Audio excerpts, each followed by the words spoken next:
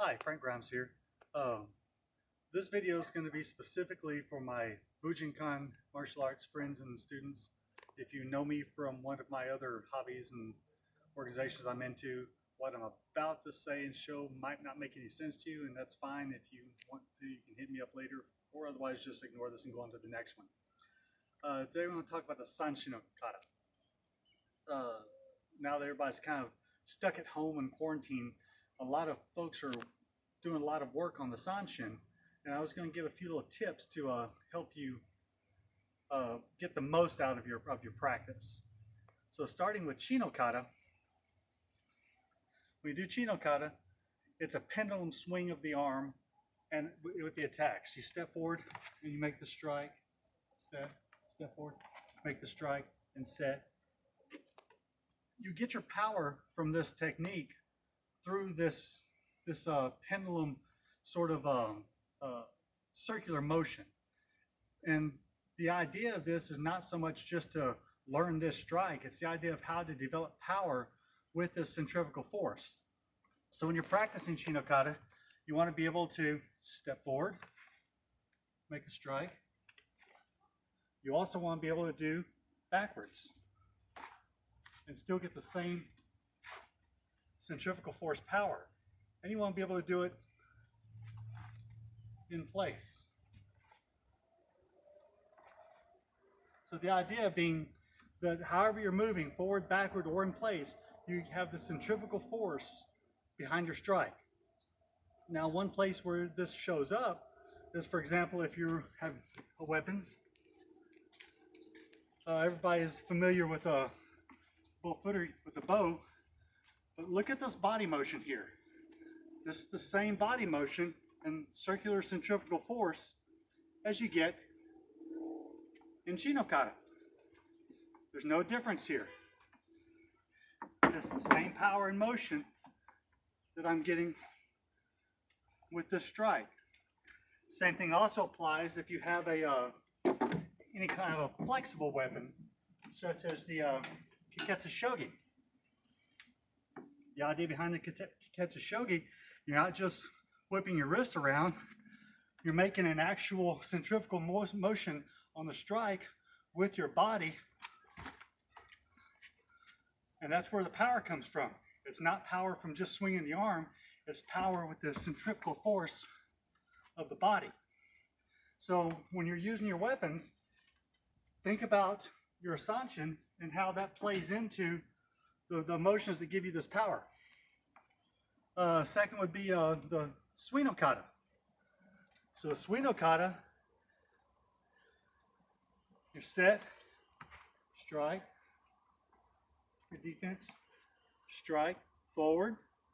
You also want to be able to, from this position, go backwards.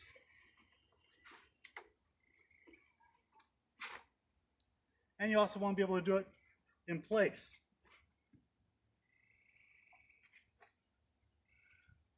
The power from this motion isn't a centrifugal force like Chino kata was. It's this twisting of the spine, as if there's a pole from your head right down through the base of your spine, and you're rotating on that point. So when I'm here, I've got a pole straight down my head here, and as I strike, this rotation, my shoulders, my hips, moving around this point of my spine, is where this power comes from Suino kata. You see this a lot in sword work. When someone comes in with a strike, you're coming in with this point from their head all the way down to the base of the spine, and this rotation is where this motion comes from to give this sort of power. So anytime you're swinging a sword, that's the point of power for the motion as it comes forward. It's not just a swing of the arms. Your spine and shoulders are moving into this, and you develop that type of power in exercises like Suino kata. Next one's kata. Same idea, set, and then strike. Set, strike. You want to be able to do this frontwards and backwards. Set, strike, set, strike, and in position.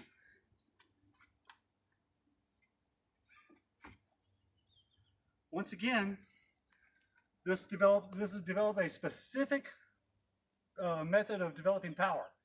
Specifically in kata, it's this unfolding action where part of my body's moving away, part of my body's coming forward. I'm closed up and I'm exploding outward.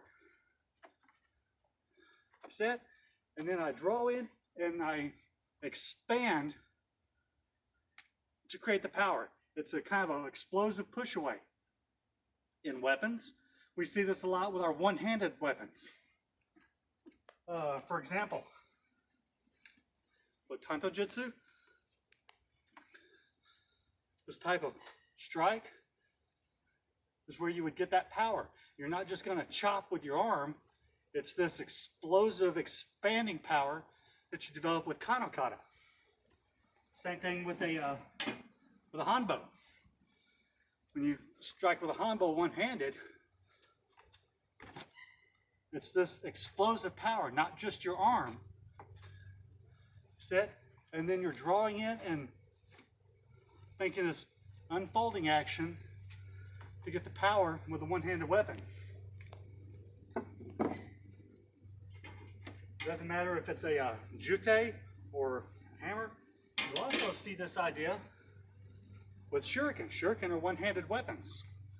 So with a shuriken, the motion of throwing the shuriken, you're still getting this expanding power. Next one's funokata. With funokata, you set, and then you just drive straight forward. Set, drive straight forward. Backwards. And in place.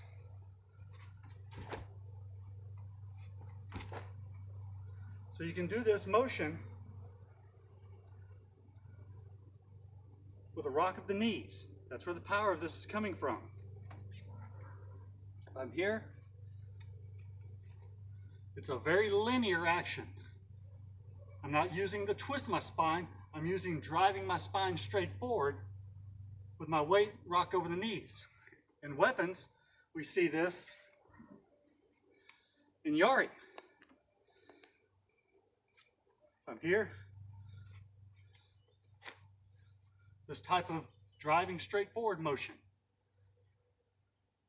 That's where the power of a yari thrust comes from. You see it also empty-handed when we're punching in ski.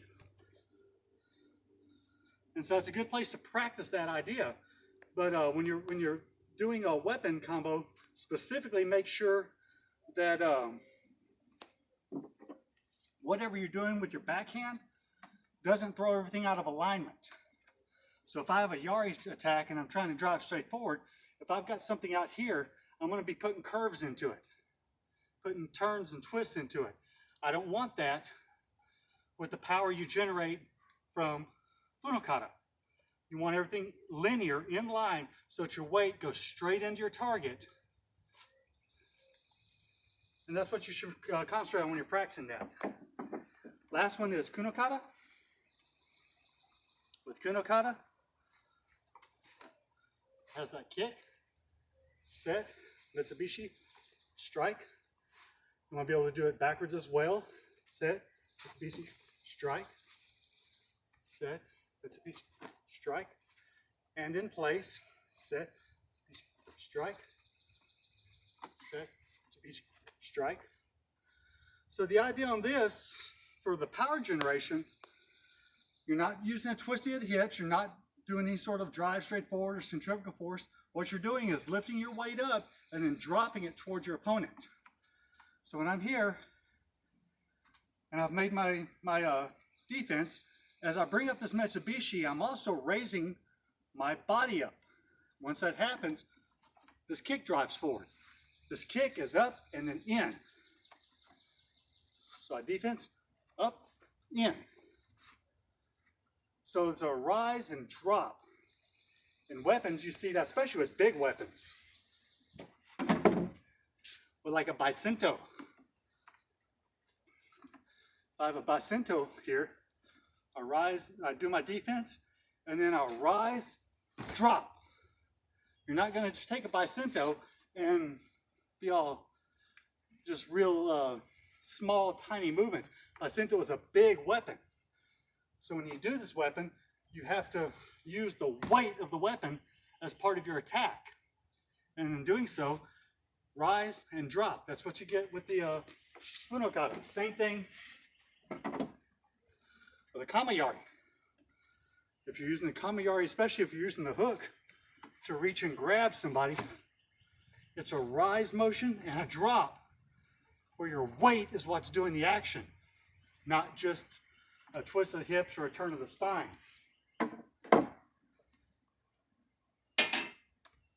There's also a little bit of action you can get with a shuko. When I'm doing this funokata, this Mitsubishi can be a shuko attack. And once again, you have that rise and drop. So when you're fighting with shuko, you're using your weight to drive the spikes into your opponent. It's not just a flick or grab or anything. You can actually grab and strike. So get the idea of that rise and dropping your weight for the attack and how you would utilize that with your weapons. So doing your Sanshin, it's more than just a calisthenic, it's more than just a class warm-up. This is the fundamentals of how you put power into all of your fighting techniques.